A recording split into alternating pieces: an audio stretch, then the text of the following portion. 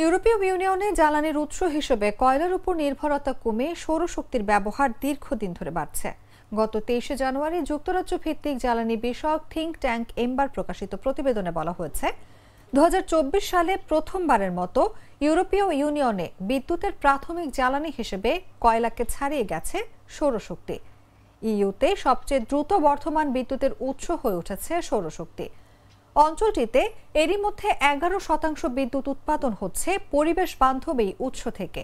বর্তমানে সেখানে সৌর ও বায়ু শক্তি থেকে মোট বিদ্যুতের চাহিদার 47% উৎপাদন করা হচ্ছে, যা 2019 সালে ছিল 34% মতো। এ সময় জীবাশ্ম জ্বালানির ওপরে নির্ভরতা ব্যাপকভাবে কমেছে।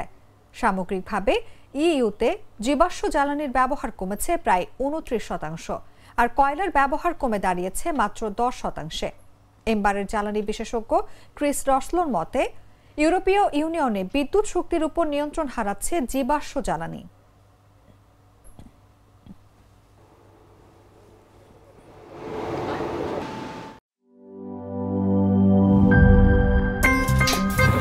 আমার একটা স্মার্ট সিদ্ধান্তে 25% গ্যাসের খরচ কমেছে। ভাবছেন কিভাবে? সাধারণ গ্যাস স্টোভ বদলে আমি এনেছি আরএফএল গ্যাস স্টোভ। এর সাইন্টিফিক নজল ও ব্রাস বার্নার ক্যাপ সমানভাবে তাপ ছড়িয়ে রান্না করে দ্রুত, তাই গ্যাসও বাঁচায় 25%, টাকাও বাঁচে 25%। আরএফএল গ্যাস স্টোভ নিরাপদ ও গ্যাস সাশ্রয়ী।